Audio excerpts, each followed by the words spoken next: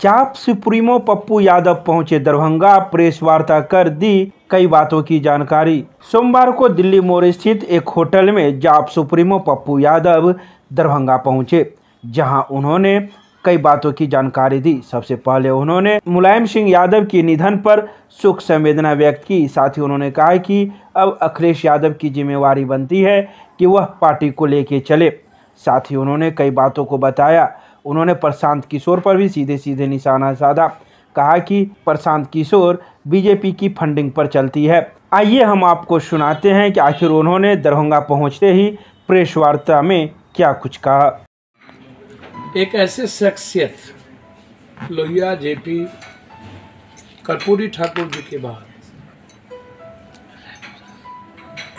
आम आदमी के तरह राजनीति उन्होंने शुरू की और उनका वो शरीर भी वो छोरे आम आदमी की तरह संघर्ष के प्रतीक थे। राजनीति में वर्कर और आम आदमी के साथ प्रेम का अटूट संबंध था। प्रधानमंत्री बनते बनते वह व्यक्ति इस कंट्री में बचे। उन्होंने मुख्यमंत्री के कुर्सी से लेकर रक्षा मंत्री तक और इस देश के समाजवादी नेतृत्व के विचारों के सवाल पर वह लोह पुरुष थे। इस सदी के सबसे बड़े नायक, समाजवाद का पूरा चरित्र,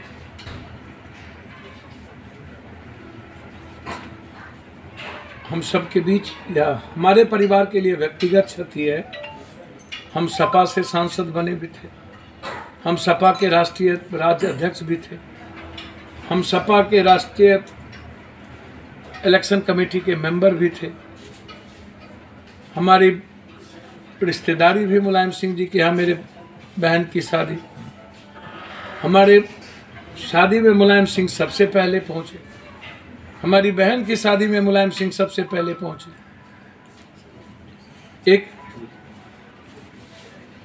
एक ऐसा क्षति, हमने बहुत कुछ सीखा।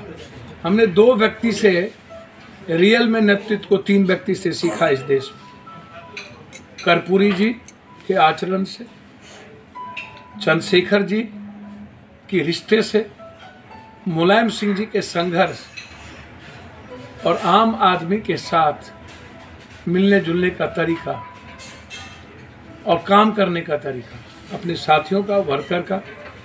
और हर दलों में उनके दोस्त थे, सभी उनके दुश्मन नहीं थे किसी दल। ये सबसे बड़ी खासियत थी। इसीलिए मैं अत्यंत, हमारा परिवार दुखी है।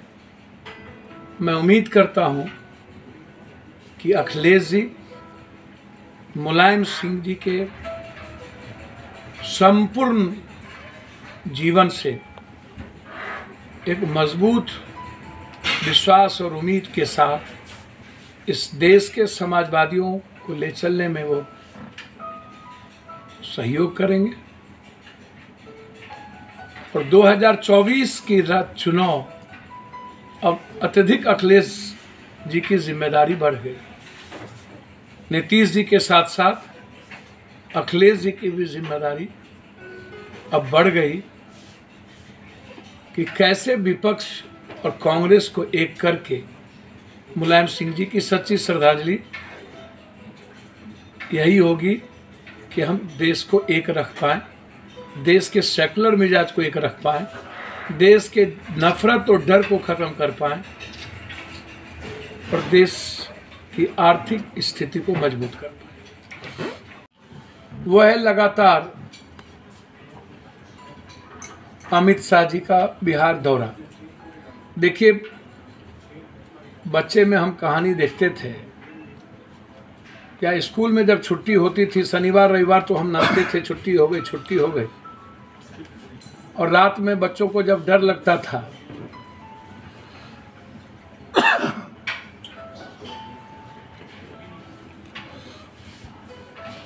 तो फिर डर के कारण वो चिल्लाते जा रहे थे। गांव घर में रात में चौकीदार हल्ला करता है, जागले रहिया हो। अब अमित शाह जी की जो चिंता है वो उसका डर, सत्ता का डर, राजनीति का डर। ये दिखता है कि बिहार में सीमांचल और अब छपरा, तो क्या अमित शाह जी छपरा जा रहे हैं? कोरोना के एम्बुलेंस के बालू शराब ढोने वाले अपने नेताओं से ये सवाल करेंगे कि एम्बुलेंस का क्या हो?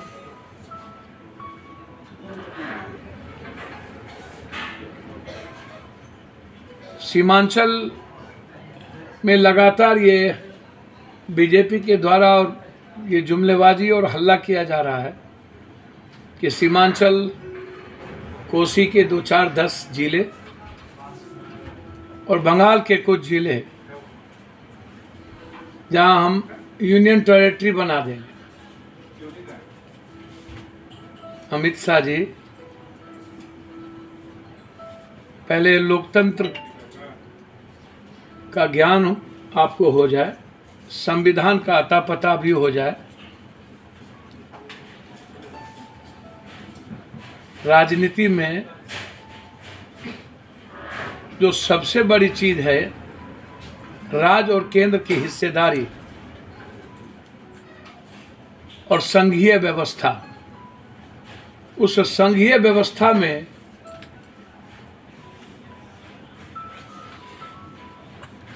थोपने की राजनीति नहीं चलती। और कभी यूनियन टेरिटरी बनाने का सपना भी शायद वो अंदाजा नहीं कर सकते हैं कि भाजपा के लिए अंतिम कील साबित होगा। और हमारे जैसे लोग, आपको क्या लगता है, शहीदी जत्था है कोसी सीमांचल मिथिलांचल के समाज, राजनीतिक, आर्थिक जीवन के लिए। एक मिनट भी ऐसे सवालों पर चिंता भी नहीं करेंगे अपनी आहुति देने में, वो बिल्कुल क्लियर। और हमारे जैसे लाखों नौजवान आहुति देने वाले के रहे, इसलिए सोचना भी महापाप होगा अमित शाह जी आपके लिए, ये आप समझ लीजिए। इसलिए उनका दौरा जो डर पैदा करने की है और बांटने वाली जो राजनीति है, उसमें वो सक्सेस इस बिहार में कभी नहीं होंगे। वो देख चुके हैं कि बिहार अपने तरीके से है। तीसरी चीज, लगातार मैं कहता रहा हूं, मुझे समझ में नहीं आ रहा है प्रशांत किशोर जी, आप कैसी राजनीति कर। मेरा आग्रह है प्रशांत किशोर जी से, वह पदयात्रा करने के पहले कांग्रेस दांडी यात्रा, कांग्रेस ने कितनी यात्रा की है इस कंट्री में,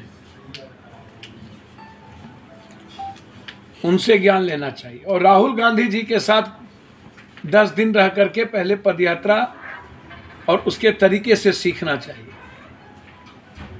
पूरे का पूरा कॉरपोरेट, जितना उनके नौकर है ना, नौकर पैसे पर, पे पर, उतनी संख्या भी साथ में नहीं होती, अब पदयात्रा भी नहीं होती। अब उनकी गाड़ी यात्रा बच गई है, एक जगह जाना, 12 आदमी से मिलना, गांव में 25 आदमी से मिलना, और 25 में 15 उनके पे लोग हैं, और खाना अपने से बनवाना दूसरों के लिए। खिसियानी बिल्ली खंभा नोचे, अब वो औकात बता रहे हैं, जिसको पिता कहते थे नीतीश कुमार जी को, मेरे पिता तुल्य हैं। कैबिनेट मिनिस्टर का दर्जा जिन्होंने लिया, कभी जेड सिक्योरिटी ले लिया ममता दीदी से, राज्यसभा नहीं बने तो उनको छोड़ दिए। नरेंद्र मोदी अमित शाह के साथ वो नरेंद्र मोदी के रूम घर में रहना चाह रहे थे, सलाहकार बन करके और सारी पॉलिसी तय करेंगे। जब अमित शाह जी ने वहां नहीं दिया तो नीतीश कुमार जी के पास आ गए, नीतीश कुमार ने उनको सलाहकार बना ली, तो केंद्रीय मंत्रिमंडल के मजे में रह गए। फिर नीतीश कुमार जी को उन्होंने अपना अभिभावक और पिता मान लिया। अब कर तू तरा कर रहे हैं कि औकात क्या है। घर में बैठ करके 2014 में रो रहे थे प्रशांत किशोर को, तो क्या प्रशांत किशोर जी, नीतीश कुमार जी 2 बार आपके बदौलत मुख्यमंत्री थे क्या? केंद्र में मिनिस्टर थे क्या? आप पैदा भी हुए थे जब नीतीश कुमार जी मिनिस्टर बने थे, जब राजनीति में आए थे। आप बच्चे होंगे प्रशांत जी, आपकी डबल उम्र है नीतीश कुमार जी की। अब उनको औकात बता रहे हैं आप, तो आपका डिविएशन दिखता है कि कभी नरेंद्र मोदी का सलाहकार बने तो नहीं बने, तो आप उसको गाली दिए। इतनी अति महत्वाकांक्षा होना जरूरी है, लेकिन अति महत्वाकांक्षा में ये जो इनका चरित्र है, अब तेजस्वी जी को गरिया रहे हैं 8 क्लास, बिल्कुल 8 क्लास पर। तो राजनीति में क्लास का कोई मतलब है क्या? नरेंद्र मोदी जी कहां पढ़े कोई जानता है क्या? कैसे लिए ये डिग्री? अमित शाह जी कब पढ़े, कहां पढ़े? भगवतिया देवी एमपी हो गई। राजनीति के संविधान में 8 क्लास 9 क्लास का कोई, बिल्कुल पढ़े लिखे लोग का होना आवश्यक है। लेकिन जब लालू यादव और तेजस्वी जी को आप डिप्टी सीएम बना रहे थे और नीतीश जी को एक कर रहे थे, तो तभी पता नहीं था 8 क्लास का। आज 8 क्लास क्यों याद आ रहा है? मतलब कि क्या सता रहा आपको? ये बिहार की राजनीति को आपकी औकात नहीं हुई। बीजेपी के फंडिंग पर आप पदयात्रा करते हैं, आप नीतीश कुमार पर बोले, फलना पर बोले, एक बार भी बीजेपी पर कहीं वो बोल रहे हैं क्या? कहीं पर आप हमको दिखा दो, कहीं एक बार उनका बयान दिखा दो पदयात्रा के बाद कि बीजेपी पर वो कोई चर्चा कर रहा है। तो बीजेपी के फंडिंग पर डिस्टर्ब करने की राजनीति, ये कितना खतरनाक खेल है वो आप समझिए। जो मैं बार बार कहता हूं कि बीजेपी अत्यंत पिछड़ा विरोधी दल है, और उसको साबित कई बार आरक्षण से हुआ है। मैं हिंदुस्तान के इतिहास में जब से 27% आरक्षण लागू हुई है, मैं चाहता हूं उसका मूल्यांकन, कि उस आरक्षण से इस कंट्री के एसटी एससी और अत्यंत पिछड़े को क्या सही में कोई अधिकार, जो कितने % लोगों को उसका फल मिला। अत्यंत पिछड़े और पिछड़ों की जो आरक्षण थी उसको बढ़ाने की जरूरत थी। जब हम ऊंची जात में 10% आरक्षण दिए, जो ऊंची जात के गरीबों के राइट्स थे, अधिकार थे, वहीं पर हमको अत्यंत पिछड़ों के आरक्षण को बढ़ाने की जरूरत थी। बीजेपी ने नहीं बढ़ाई।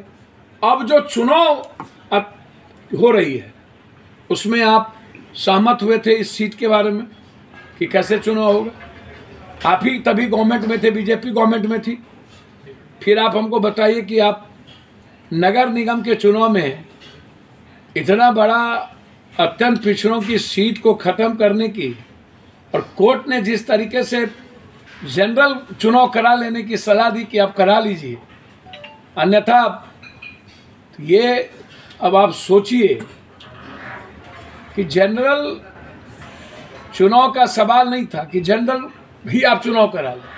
तो इसका मतलब है कि ये जो मानसिकता है बिल्कुल विकृतियां है। पहले कभी क्रीमी लेयर को लेकर के आपने 27% आरक्षण में डिस्टर्बेंस किया, फिर आप प्रमोशन से लेकर के सब चीज़ में डिस्टर्बेंस किया, अब आप फिर डिस्टर्बेंस कर रहे हैं। तो ये हाल रहा तो बड़ा सबक सीखना पड़ जाएगा, गंदा खेल होगा, ये आप समझ लीजिए। अत्यंत पिछड़ों की हिस्सेदारी और उनकी भागीदारी और पिछड़ों की हिस्सेदारी भागीदारी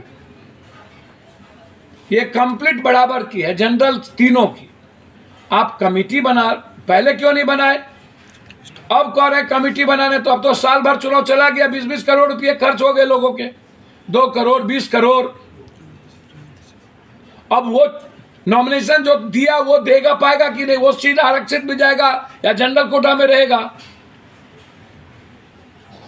ये सब कुछ अत्यंत पिछड़ों की राजनीतिक हिस्सेदारी भागीदारी पर हमला है और उसमें बीजेपी बराबर के हिस्सेदार है। सुप्रीम कोर्ट ने सही निर्णय यह दिया कि आपने रोटेशन को सही तरीके से नहीं किया। आरक्षण का जो फॉर्मूला था अत्यंत पिछड़ा जनरल, आप उसको सही तरीके से आप कमेटी बना करके आपको करनी चाहिए थी, जो आपने नहीं की। सुप्रीम कोर्ट ने अत्यंत पिछड़ों, बीजेपी की भूमिका इसमें गलत है, जबकि बीजेपी गवर्नमेंट में थी। बीजेपी वहां प्ले करना चाहिए था, सुप्रीम कोर्ट में बीजेपी को लॉयर को देना चाहिए था, हाई कोर्ट में देना चाहिए था। और सुप्रीम कोर्ट हो या हाई कोर्ट, मैं एक बात बताऊं, वहां भी तो जजेज साहब जो हैं वो इंसान ही तो हैं, भगवान तो नहीं है। क्या जजमेंट प्रभावित नहीं हो सकता है? मैं बहुत क्लियर बता रहा हूं। मैं सर्वोच्च न्यायालय को चैलेंज नहीं कर सकता ना, या न्यायालय को, लेकिन कोई जजमेंट कभी कभी सरकार जब प्लेस नहीं कर पाती है किसी चीजों को, तो सरकार जिस चीज को प्लेस करेगी कोर्ट उसी आधार पर जजमेंट देगा ना। तो जो लोग गए वो है कौन? उसने जो बात रखी उसी को कोर्ट ने डिफाइन किया। अब हम क्रिमिनल केस में चार्जशीट यदि दे देंगे तो कोर्ट क्या करेगी? कोर्ट को आप मिसचीफ भी तो करते हैं, हम कोर्ट को चैलेंज नहीं कर सकते, लेकिन यह जरूर कह सकते हैं कि यदि सो मोटो नोटिस कोर्ट लेती है बिना गवर्नमेंट के, कुछ ऐसे इशू हैं जैसे आरक्षण, ऐसे इशू में कोर्ट संवेदनशील दिखती है, लेकिन सरकार प्रॉपर वे में कोर्ट को कॉपरेट नहीं करती है, जिसके चलते बड़ा हरास होता है इस कंट्री में और समाज बंटने की स्थिति होती है। मेरा डिमांड है 10 नहीं 15% आरक्षण आप कर दीजिए ऊंची जात के गरीबों के लिए, लेकिन अत्यंत पिछड़ों को आरक्षण को आप ले जाइए 85, 85 और निजी क्षेत्र में आरक्षण लाइए और 85 करिए। 27 में से आप 10 नहीं ना निकाल सकते हैं, आप आरक्षण दीजिए 27 के बाहर ना। यदि आप 27 से ही 10 आ दिए हैं तो आप 85 करिएगा ना। इसीलिए मैंने कहा कि अब गाली गलौज के अलावा कोई धंधा बचा है कंट्री में? प्रशांत किशोर जी गाली गलौज, श्याम रजक जी का प्रकरण आप गाली गलौज देख ही रहे हैं कि किस तरीके से राजनीति का फॉर्मूला है। अरविंद केजरीवाल का देख ही रहे हैं कि दलित मिनिस्टर से इस्तीफा ले लिया दलितों की बात करने में, वो देवी देवताओं के बारे में बात करने में ले लिया। यह साबित है इस कंट्री में अरविंद केजरीवाल, प्रशांत किशोर जी भाजपा की बी टीम है।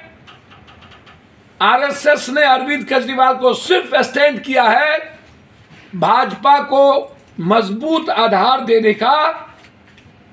कांग्रेस और भाजपा के बीच में भाजपा को मजबूत करने की हिस्सेदारी और भूमिका ये लगातार दिख रहा है। दिल्ली के कई घटनाओं से, कई बार दंगे हुए, एनआरसी में कभी नहीं बोले, तलाक पर उनकी भूमिका नहीं थी।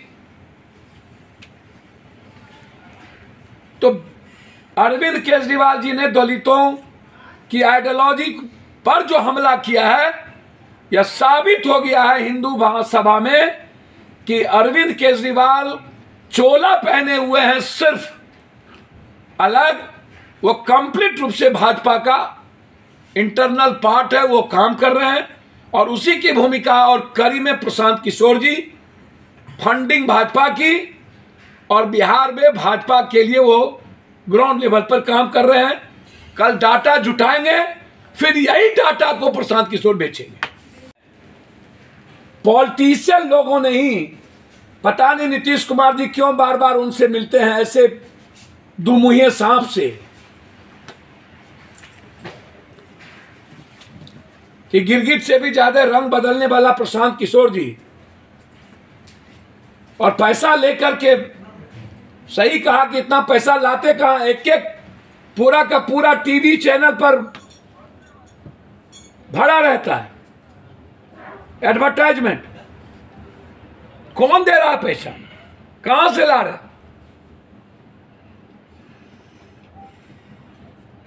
नीतीश कुमार जी जैसे समाजवादी व्यक्ति को पहले इन्होंने गाली दिया, अरविंद केजरीवाल दोबारा नहीं आएगा, फिर उसी के बन गए रणनीतिकार। प्रशांत जी आपको हिम्मत है ना, तो 2025 में बिहार में चुनाव लड़के आप फरियाइए लीजिए, देखिए लीजिएगा औकात। ये जो आप तुम तड़ाक पर गाली गलौज पेरा रहे हैं, ये अच्छे लोगों का संकेत नहीं है। और आप बिहारी बन गए, बिहारी राजनीति का जो हिस्सेदार है 47 56, एक 56 वाले को कैंडिडेट देंगे तो हम भी 56 वाले को कैंडिडेट देंगे। सुशील मोदी जी बोलिए कम जंगल राज, समझे? मोकामा में किसको टिकट दिए हैं? औकात थी तो कोई अच्छे आदमी को काहे ने टिकट दे दिए? टिट फॉर टैट, जैसे को तैसा। प्रशांत किशोर जी भी समझ लिए कि अब गाली गलौज से ही हम छपेंगे।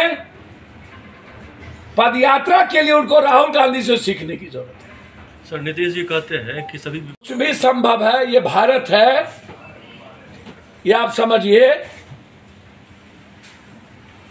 जब आप लगातार जाति पाति करिएगा, जो बिहार में हम दिख रहा है, क्या बैकवर्ड फॉरवर्ड की राजनीति शुरू, कहीं पर हिंदू मुसलमान की राजनीति शुरू, ये गलत है और ऐसे चीजों को रोकना चाहिए। ये नगर निगम चुनाव, तो हम तो कह रहे हैं कि जनरल यदि होगा ना तो सब माफिया न लड़ेगा हो, और जहाँ ST SC अत्यंत पिछड़ा का सीट होगा ना, वहाँ देखिएगा वोट होगा, वोटिंग का रेशियो कितना कम होगा, वहाँ माफिया कम होगा।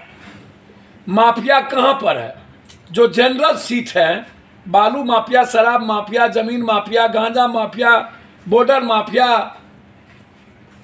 या तो बैस में, या तो जादव में, राजपूत में, भूमिहार में, ब्राह्मण में, यही ना। उसके बाद माफिया कहाँ है? पैसा कहाँ है सबसे ज्यादा? उसके बाद क्या निषाद में, मला में, नुनिया में, चंदबसी में, केवट में माफिया है, वहाँ पैसा है। माफिया है बैस में, पैसा वहाँ। माफिया राजपूत में, भूमिहार में, जादव में, कुर्मी में, यहाँ पर माफियाओं की तादाद है।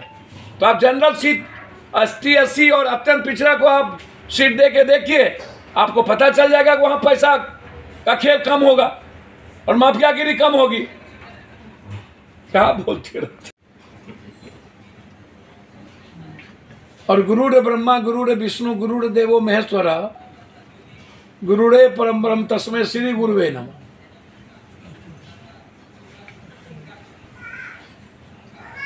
तेज प्रताप जी या उस परिवार के बारे में लालू जी ही तय करेंगे कि राजद कहाँ रहेगा, कहाँ नहीं रहेगा।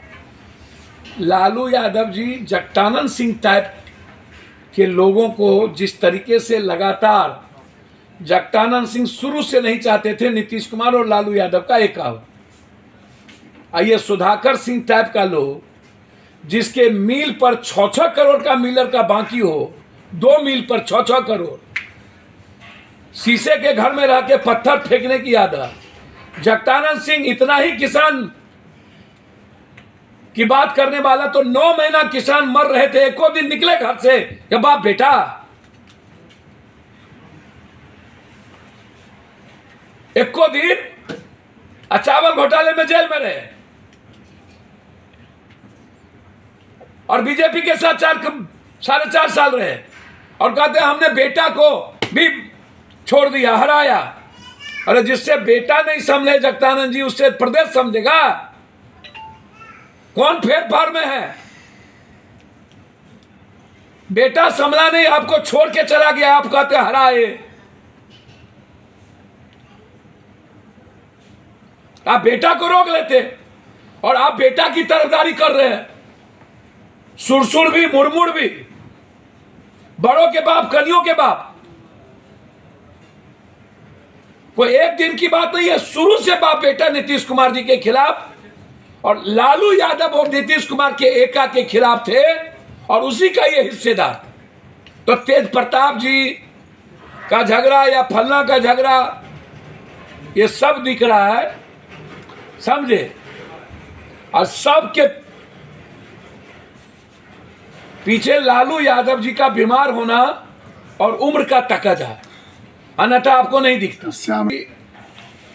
अति महत्वाकांक्षी लोग हैं, हम रेस्पेक्ट करते हैं उनकी।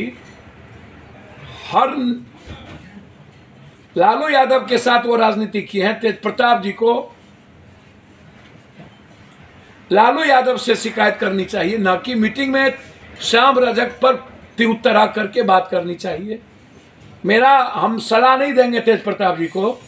जब तक लालू यादव जी जिंदा हैं तब तक कोई भी राजद का नेता लालू यादव जी पर छोड़ना चाहिए और लालू यादव जी तय करें कि किसकी भूमिका क्या होगी। लेकिन यदि लालू यादव के रहते अपने मियां मिट्ठू कोई बनते हैं और जो लंबे समय से लालू यादव के संघर्ष के साथ रहे हैं और उम्र के डबल हैं, तो वहाँ रेस्पेक्ट का ख्याल तो सबको रखना होगा, चाहे हम हो चाहे कोई व्यक्ति हो। लेकिन राजद अब राहुल गांधी की पदयात्रा दुनिया वर्ल्ड देख रही है, उसको देखिए ना, भारत जोड़ो, उसकी बात करिए ना। तेज प्रताप जी या ये श्याम रजक जी बिहार के राजनीति का हिस्सा नहीं ना है, या भारत जोड़ो में नहीं ना है। जो आप ऐसे लोगों के बारे में चर्चा कर रहे हैं, ये मीडिया प्रोपगंडा है और मीडिया को चटनी चाहिए, मिर्ची चाहिए, जो तेज प्रताप जी जैसे लोग देते रहते हैं।